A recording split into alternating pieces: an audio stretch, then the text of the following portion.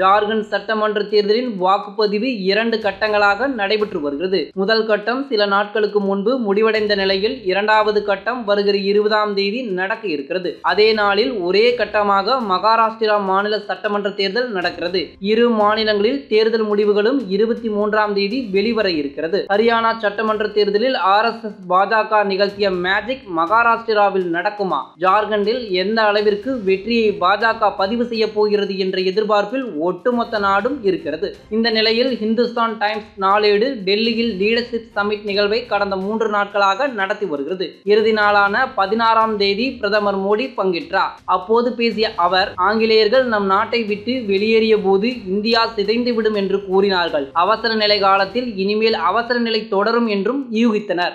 சில தனிநபர்களும் நிறுவனங்களும் அவசர நிலையை உருவாக்கியவர்களிடத்தில் தஞ்சமடைந்தன. அந்த சூழ்நிலையிலும் இந்திய மக்கள் எழுந்து நின்றனர் என்றார். மேலும் LPG சமையல் எரிவாயு பலரது கனவாக ஒரு காலம் இருந்தது. 2014இல் 14 கோடி ரூபாய் எரிவாயு இணைப்புகள் மட்டுமே இருந்தன. இன்று 30 கோடி இணைப்புகள் இருக்கின்றன. அதிலும் இன்று எரிவாயு தட்டுப்பாடு என்ற பேச்சுக்கே இடமில்லை. நாங்கள் வாக்கு வங்கி அரசியலிலிருந்து விலகிச் சென்று மக்களால் மக்களுக்காக வளர்ச்சி என்ற தாரக மந்திரத்துடன் இயங்கி வருகிறோம். எனது அரசின் நோக்கம் நாட்டை வளர்ந்த நாடாக மாற்றுவதுதான். நாட்டு மக்கள் தங்களின் நம்பிக்கையை எங்களிடத்தில் ஒப்படைத்துள்ளனர். இளைஞர்களின் ரிஸ்க் எடுக்கும் திறன் கடந்த 10 ஆண்டுகளில் வலிமை பெற்றுள்ளது. அதனால் இன்று 1.25 லட்சத்திற்கும் அதிகமான ஸ்டார்ட் அப்கள் உருவாகி இருக்கின்றன. இளைஞர்கள் தேசத்தை பெருமைப்படுத்த ஆர்வமாக இருக்கிறார்கள் என்று பெருமிதத்துடன் பேசினார். தொடர்ந்து அவர் பேசுகையில், மும்பையில் பயங்கரவாத தாக்குதல் அரங்கேறிய போது நாட்டு மக்களை பாதுகாப்பற்றதாக உணரச் செய்தது. ஆனால் தற்போது நிலைமை தலைகீழாக மாறிவிட்டது. இன்று பயங்கரவாதிகள் தங்கள் வீடுகளில் பாதுகாப்பற்றதாக உணர்கிறார்கள் என்று கெத்தாக கூறினார். 2018 தமிழ்நாட்டில் 2018 வந்து தமிழ்நாடு 39.56, 2019 48.50, 2020 57.44. நீட் தேர்தலில் பார்த்தீங்கன்னா தொடர்ந்து தமிழகத்தில் மட்டும் 2026 36,309 பேர் தமிழ் வழியில் நீட் தேர்வை எழுதியுள்ளனர். தமிழ் வழி எழுதினா it all people of the government schools. CBSE ஸ்கூல்ல இருக்கிறவங்க மட்டும் எழுதல, தமிழ் பயின்று கொண்டிருக்கிற மாணவர்கள் எழுதுறாங்க. அப்ப த்ரூ அவுட் த கண்ட்ரி இப்போ பெரிய லெவல வந்து நீட்டை வந்து ஆதரிச்சு தான் போயிட்டு இருக்காங்க. ஒரு திறமை எப்படி வெளிப்படுத்துறது அப்படின்னு பாத்தீங்கன்னா, அப்ப போலீஸுக்கு வந்து ஆள் எடுக்கிறாங்க. உங்களுக்கு எல்லாம் எந்த ஒரு தேர்வும் கிடையாது, நீங்க எல்லாம் போலீஸ் வேலைக்கு சேர்த்துடலாம் அப்படின்னு சொல்ல முடியுமா? தேர்வு ஒன்று இல்லாமல் எப்படி ஒரு தகுதியை வந்து நிர்ணயிப்பது? ஸோ தகுதியை நிர்ணயிப்பதுக்கு ஒரு தேவை, நீட்டு தேவைதான். ஒரு நீட்டு தேவையில்லை. எதை வச்சு சொல்றீங்க? It is increasing every year, it is increasing. ஒவ்வொரு வருடமும் வந்து எழுதுபவர்கள் அதிகமாகிறாங்க. 100% தமிழகத்துல இருந்து பாத்தீங்கன்னா தமிழக மாணவர் பிற மாநில மாணவர்கள் போட்டியாக இந்த ஆண்டு அதிக தேர்ச்சி பெற்றுள்ளார்கள். முன்னிலையில் இருக்காங்க போடுறாங்க. அப்புறம் எப்படி நீட் வேணான்றீங்க? படிச்சு பார்க்கணும், இதெல்லாம் படிச்சு பார்க்கணும். ரிட்டன் டேக்கின் எவ்ரிதிங் படிச்சு பார்த்துட்டு பேசுறோம்.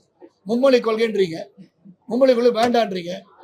ஆனா உங்க குடும்பத்துல எல்லாம் ஹிந்தி படிச்சுக்கிறாங்க. நீங்க வந்து கேரளா போனாலும் சரி, கர்நாடகா போனாலும் சரி, ஆந்திரா போனாலும் சரி, ஹிந்தியில பேசினா எல்லாருக்கும் புரியுது. அப்ப ஹிந்தியை படிக்க கூடாதுன்னு எப்படி சொல்லலாம்?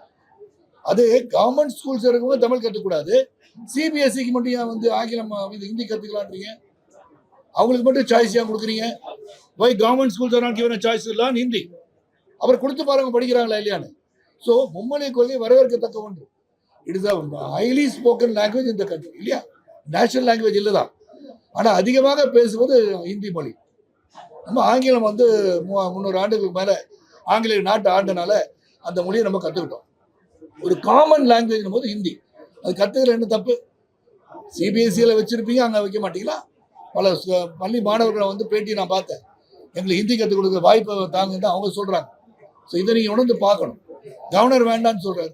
அம்பேத்கருடைய படத்தை மிகப்பெரிய ஒரு கட்டோடு வச்சிருக்காரு விஜய். அப்ப அம்பேத்கர் இயற்றிய அந்த constitution deliberated by Ambedkar chairman, அவர் சொல்றதுதான் கவர்னருடைய இது இருக்குன்றாங்க. அப்ப நாளைக்கே நீங்க முதலமைச்சர் ஆயிட்டீங்கன்னா உங்களுக்கு ஸ்வேரிங் இன் செரமனி யார் நடத்துவா? கவர்னர் நடத்தக்கூடாதா? அப்படி கான்ஸ்டிடியூஷன் அமெண்ட்மெண்ட் கொண்டு வருவீங்களா? ஸோ என்ன சொல்றான்னு புரிஞ்சுட்டு பேசணும். ஸோ இதெல்லாம் எனக்கு ஒப்புதல் கிடையாது.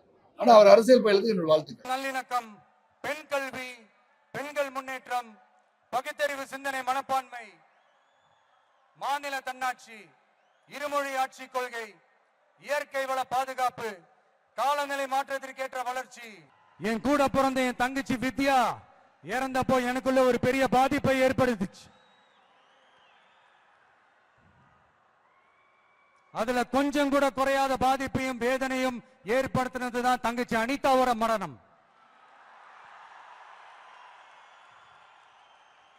அதுலயும் தகுதி இருந்தும் தடையா இருக்கே இந்த நீட்டு.